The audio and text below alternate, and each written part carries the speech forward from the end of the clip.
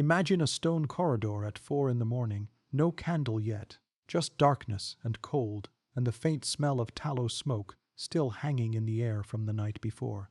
Somewhere above you, a bell begins to ring, not loudly, just steadily, calling you out of sleep before the sun has even thought about rising.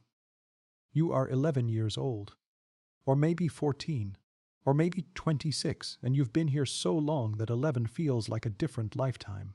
This is a convent, somewhere in medieval Europe, maybe France, maybe England, maybe the hills of Italy, where the stone is a little warmer to the touch, at least in summer. And you are here not because God called you, in the soft, glowing way we imagine saints being called. You are here because your father had too many daughters and not enough silver. Hi friends, if this is your first night with me, welcome. I'm so glad you're here. Tonight, we're settling in for a slow, gentle walk through a part of history that rarely gets talked about. The quiet, unchosen lives of medieval women who were sent to convents not out of devotion, but out of necessity. It's a soft story, but an honest one. So if you'd like, go ahead and tell me in the comments where you're tuning in from tonight, and what time it is where you are. I always love picturing all of you, scattered across the world, settling in for the same slow story at different hours of the same spinning planet. Go ahead and dim the lights now if you haven't already. Pull that blanket up a little higher. Let your shoulders drop away from your ears. There's nowhere you need to be right now except right here, drifting. And if you're enjoying these quiet historical wanderings, a like or a subscribe helps me keep making them. But only if it feels good to you. No pressure at all. Tonight is about rest, not obligation. Let's ease into the story to understand why a family might send a daughter away to a convent, not for faith, but for arithmetic. We have to understand something about medieval households that feels almost alien to us now. A family's wealth, especially among the nobility and the comfortable merchant classes, was not something that could simply be divided evenly among children. Land didn't stretch, titles didn't split, and daughters, when they married, needed a dowry, a payment, essentially, handed over to the husband's family to secure the match. A dowry could be enormous. Historians estimate that in wealthy Italian city, states Florence, a dowry might equal several years of a skilled tradesman's income. Some families spent the equivalent of what would take a laborer over a decade to earn, just to marry off one daughter respectably. Now imagine you have 3 daughters, or 5. Your hands do the math before your heart even catches up. There simply isn't enough silver in the strongbox to marry all of them into families of appropriate standing. One daughter, maybe 2, could be married well, the others, and this is the quiet, aching truth of it, became a problem to be solved, and the convent was, very often, the cheapest solution available. A convent required what was called an entrance dowry too, but it was almost always a fraction of a marriage dowry. In some records, entering religious life cost as little as 1/10 of what a secular marriage required.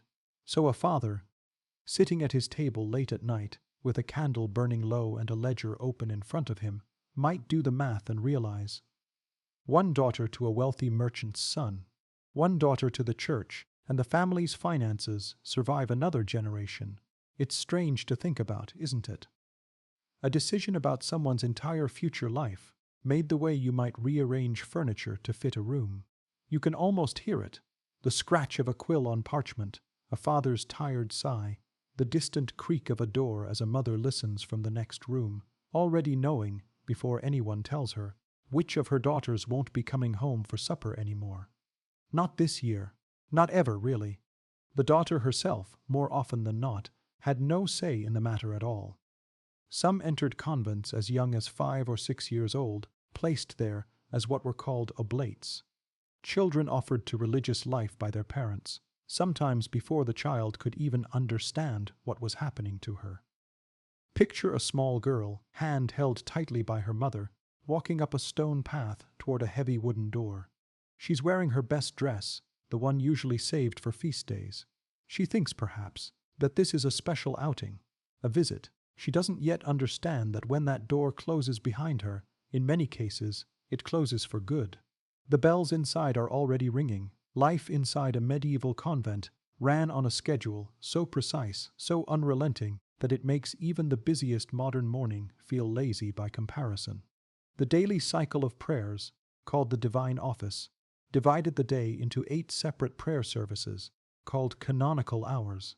There was matins, prayed in the deep dark of night, sometimes as early as 2 or 3 in the morning, then lauds at dawn, then prime, terci, sext, none throughout the day, each one arriving like a small bell-shaped interruption to whatever work was happening. Then vespers as the light faded, and finally compline, the last prayer before bed. 8 times a day, every single day for the rest of your life, you rose, or paused, or knelt, and prayed. Sleep, in a convent, was not a full night's rest the way we think of it now. It was broken into pieces. A nun might sleep for 4 hours, wake for matins in the freezing dark, pray for close to an hour, and then return to bed for a second shorter stretch of sleep before dawn broke and the day's labor began. Sleep researchers today actually study this pattern, segmented sleep, as something that was completely normal for much of human history, long before electric light convinced us that sleep had to happen in one long, unbroken block. Isn't that a strange kind of comfort? That the very thing keeping you from falling asleep tonight, waking up in the small hours, staring at the ceiling, was simply Tuesday for a woman living 800 years ago. The cold deserves its own quiet mention here because it touched everything.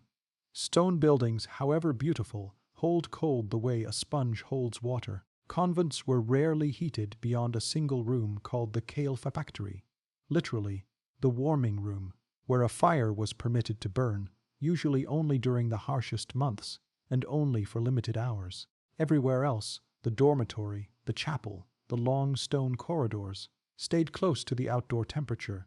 In winter, breath would fog in the chapel during matins. Fingers would go numb holding a psalter. Some nuns wrote, in the surviving letters and records we still have, about chilblains, painful, itchy swelling on fingers and toes caused by repeated exposure to cold, as simply a normal part of the season, the way we might mention a cold snap needing an extra sweater. You can imagine it, can't you? The particular kind of cold that lives in old stone. Not a biting cold, but a patient one. A cold that seeps in slowly and just stays. And yet, here's where the dry little irony of history creeps in, gently without ever breaking the calm. Many of these same convents were, technically on paper, considered places of comfort and refuge. Wealthy convents, especially, were sometimes criticized by church reformers for being too comfortable, too well-fed, too full of daughters of nobility who'd brought their own feather beds and personal servants along with them. So depending entirely on which convent a girl was sent to and how much money came with her, unwanted daughter could mean anything from genuine hardship to a surprisingly plush retirement from the marriage market, just with significantly more chanting involved. Funny how that works. The exact same fate, unmarried, unchosen, sent away, could look like quiet suffering in one convent and something close to a well-appointed boarding house in another, depending entirely on the size of the dowry that walked in the door with you. Food inside the convent walls also depended heavily on the wealth of the institution and the season. A modest convent's diet centered on bread, legumes like beans and lentils, vegetables from the convent garden, and, on non-fasting days, some fish or occasionally meat. Wealthier convents kept better tables, sometimes shockingly better, with records showing wine, spiced dishes, and even sweets appearing at the tables of well-funded houses, much to the horror of stricter church officials who felt convents were meant to be places of humility, not indulgence. But fasting made up a huge portion of the calendar.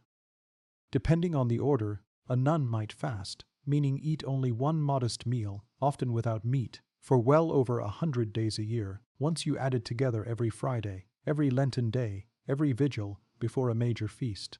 Your stomach learns the rhythm of the calendar, the way your body learns the rhythm of the bells. Hunger, in a strange way, becomes just another kind of timekeeping. Work filled every space between the prayers, spinning wool, weaving, copying manuscripts, if a convent was wealthy and educated enough to have a scriptorium, and some were remarkably so, producing beautifully illuminated books that survive in museums to this day, quiet proof of hours upon hours of careful, patient labor by women whose names, more often than not, were never recorded anywhere at all. Gardening, brewing, nursing the sick in convents that ran infirmaries for the surrounding town, teaching in convents that also served as schools for other young girls, often other unwanted daughters, arriving in a slow, steady trickle year after year. It's worth pausing here gently to notice something. For all the hardship, all the lack of choice, some of these women found something inside those walls that the outside world would never have offered them. Literacy. The ability to read and write, at a time when most women, even noble women, never learned. The chance to become a leader, an abbess, running the finances and governance of an institution that might control significant land and wealth, answering to almost no man at all except, distantly, a bishop or the Pope himself. Some of the most educated, most independently powerful women in medieval Europe were nuns. Women who, ironically, only got there because nobody wanted to marry them in the first place. There's something quietly funny about that, in the soft, dry way history often is. The daughters considered too plain, too poor, too inconveniently numerous, for the marriage market sometimes ended up running entire estates, managing budgets larger than some noblemen's, and being addressed with more formal respect than their own married sisters ever received. Being unwanted, it turns out, occasionally came with a strange, backhanded kind of promotion. But we shouldn't romanticize it too quickly, and we won't. For every abbess who found genuine purpose and authority, there were far more women, nameless in the records, their voices never written down, who spent decades doing the same repetitive labor, saying the same prayers, missing a life they never got to choose, for reasons that had nothing to do with them and everything to do with a strongbox, a ledger, and a father's tired calculations on a cold night long before they were even born. Still cold, still praying, still, somehow, home, even if it was never really the home she would have picked for herself. Imagine for a moment a much smaller room, not the chapel, not the grand refectory where meals were taken in silence while one sister read aloud from Scripture. A small room, barely large enough for a narrow bed, a wooden chest, and a single high window too small to really call a window at all. More like a slit, letting in a blade of light that moves slowly across the floor as the day passes. This is your cell. Most nuns, especially in the earlier medieval centuries, slept in a shared dormitory. Long rooms lined with simple beds, divided sometimes only by thin curtains for the barest suggestion of privacy. Later, in wealthier or more reformed convents, private cells became more common, but private is doing a lot of work in that sentence. A cell might be 6 feet by 8 feet, small enough that if you stretched your arms out fully, you could nearly touch both walls at once. Your possessions, if you owned any at all, fit inside one wooden chest. A spare habit, a prayer book if you were literate and lucky enough to have one, perhaps a small personal item brought from home, a comb, a ring, a scrap of ribbon, though many convents technically forbade personal possessions entirely, insisting that everything belonged communally to the order, not to any one sister. Isn't that a strange kind of quiet grief? Not the big dramatic kind, but the small kind. Handing over the one hair ribbon your mother gave you, watching it get folded into a communal chest, along with a dozen other girls' small treasures, never quite yours again. The habit itself deserves a slow, gentle mention here, because it was far more physically demanding than it looks in paintings. Layers of heavy wool, regardless of season.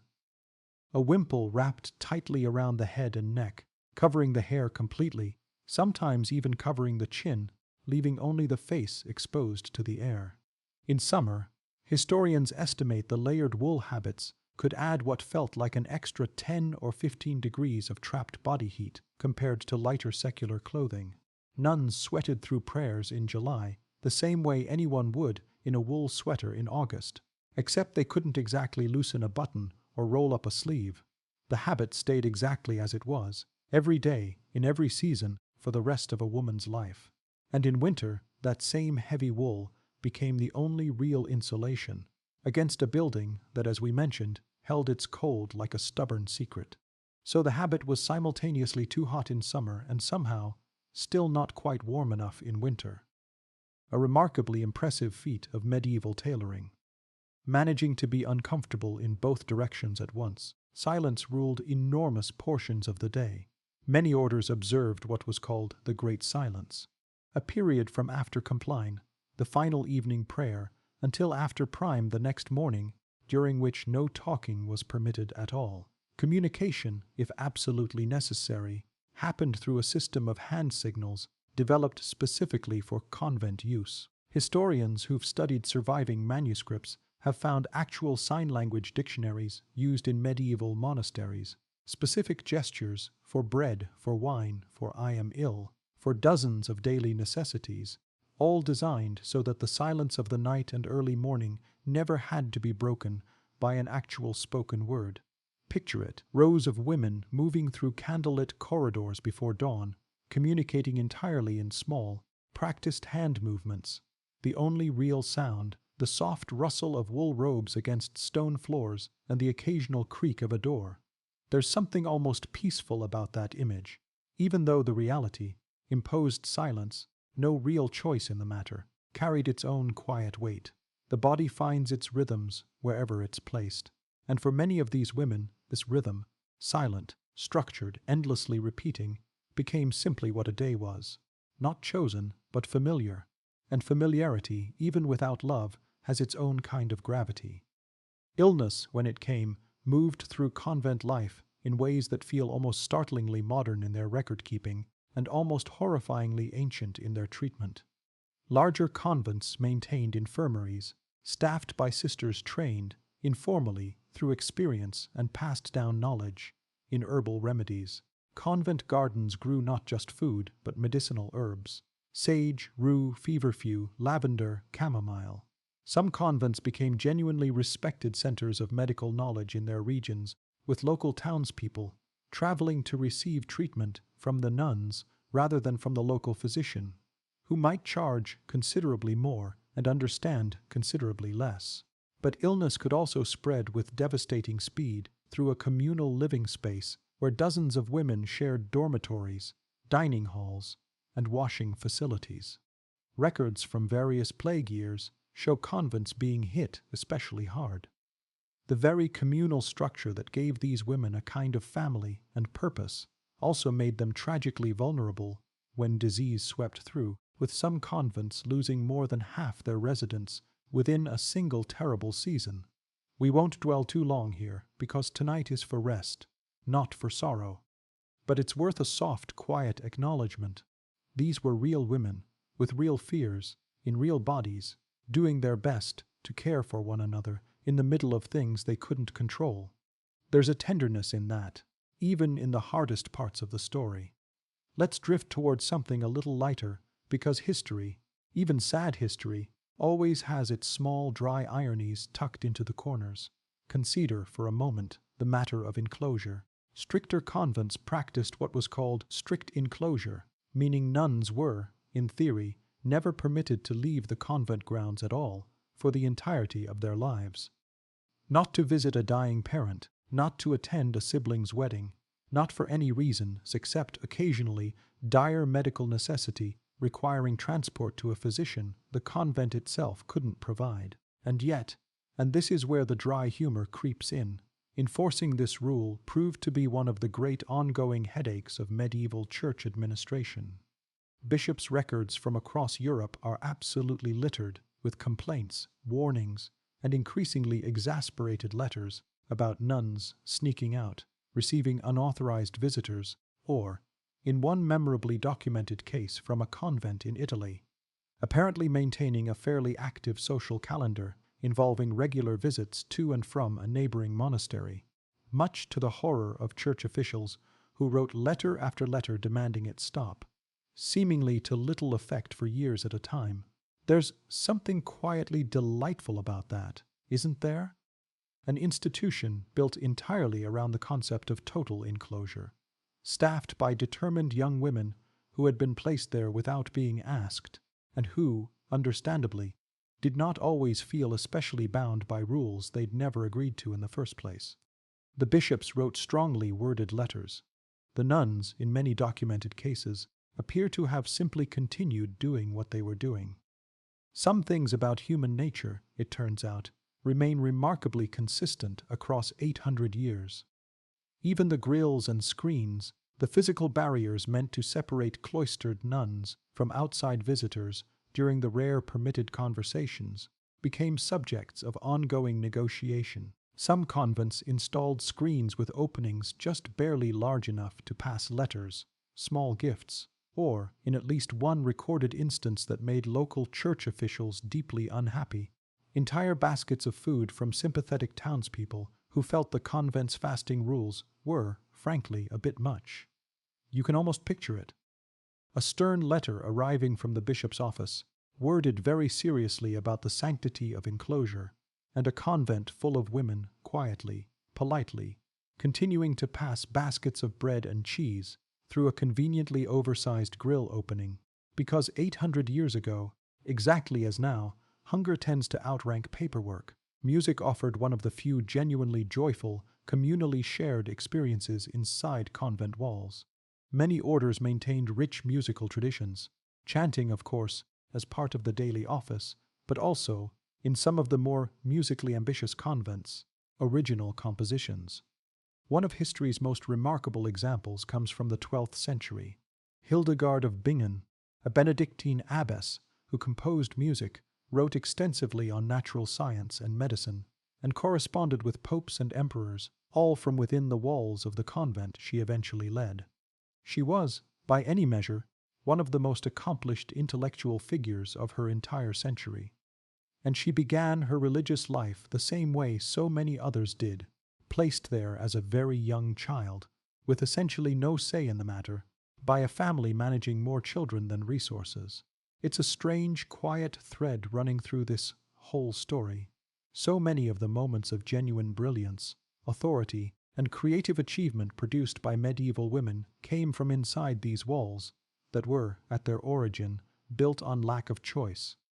Not because the convent was secretly wonderful, but because it was, sometimes, the only space available where a woman's mind could be taken seriously at all, where being unmarried wasn't a failure, but simply the ordinary condition of every single woman in the room, still confined, still working, still, in her own way, finding a version of a life worth living inside the only life she'd actually been given. Imagine, one more time, a much older woman, not the 11-year-old walking up the stone path with her mother anymore.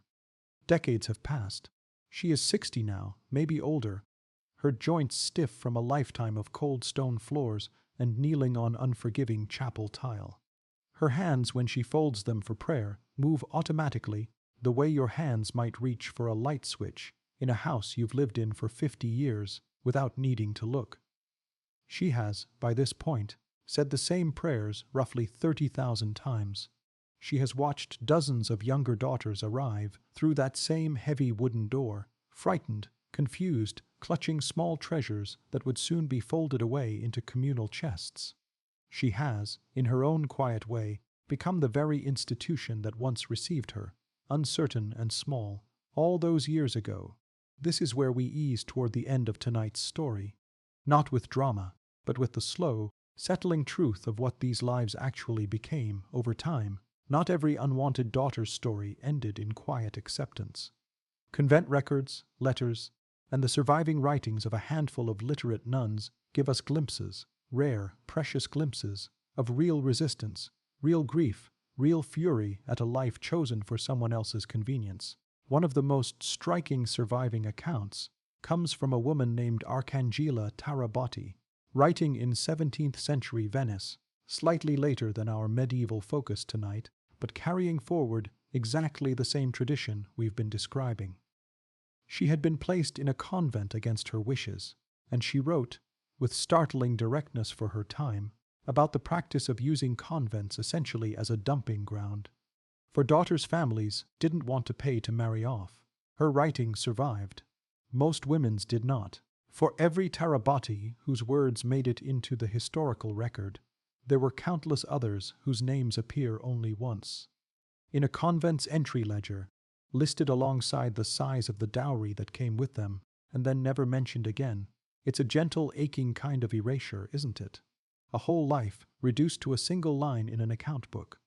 Paid in full, problem solved, and yet, alongside that erasure, something else was quietly happening too.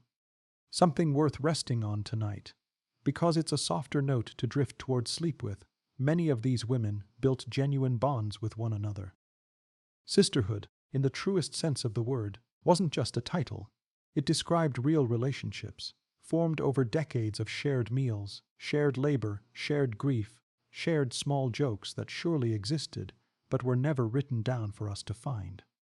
Surviving convent correspondence occasionally shows warmth between women that reads, even across the centuries, as real friendship. A nun writing to comfort another who'd lost a family member.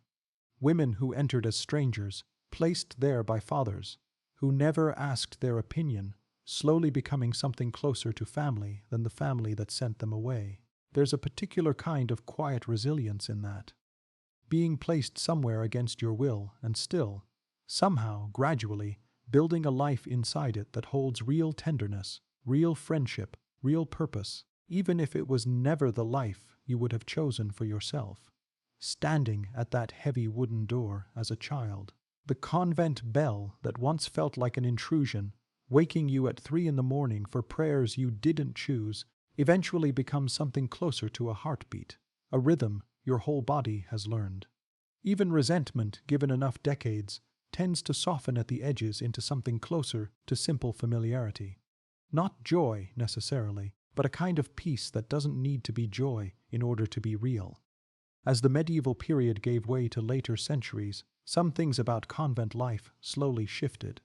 Reforms, debates within the church itself, and changing economic patterns across Europe all nudged the practice of using convents as a dumping ground for surplus daughters, never eliminating it, but slowly making it somewhat less automatic, somewhat more scrutinized.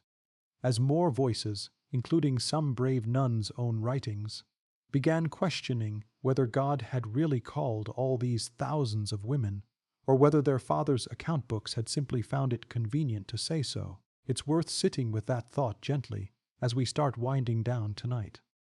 So much of history moves not through grand, dramatic turning points, but through small, slow shifts. A letter written here, a scandal exposed there, one abbess's quiet refusal to admit another unwilling child, multiplied across decades, until, eventually, something that once felt permanent and unquestionable simply isn't anymore. The woman in her cell tonight, 60 years old, hands folding automatically for a prayer she's said 30,000 times, closes her eyes for Compline, the final prayer of the day. Outside, the light is fading over the cloister garden, the herbs settling into evening stillness, the well quiet, the fire in the kale factory burning low. Somewhere, a much younger sister is helping a new arrival find her way to the dormitory, showing her, gently, where the communal chest sits, where her few belongings will go, how the hand signals work during the great silence. The cycle continues. It always has. Daughters unwanted at home finding, slowly, unevenly, imperfectly, something that becomes a home in its own quiet way. Not because it was chosen, but because the human heart, remarkably, tends to build a life out of whatever material it's given, stone corridors and heavy wool habits included. And now, gently, it's time for us to settle too. Let the bells go quiet tonight. Let the candle burn down slowly, the way it always has, in convent windows and bedroom windows alike, across every century that's ever existed. Let your own breathing slow, matching the soft, unhurried pace of this story, the way hers slowed too. After so many thousands of prayers, so many thousands of mornings, you don't need to remember any of the details now. Just let them settle into the quiet, soft background of your mind, the way old stone settles into a hillside after centuries of standing still, still tired, still resting, still, somehow home. Sleep well, friends. I'll see you in the next story.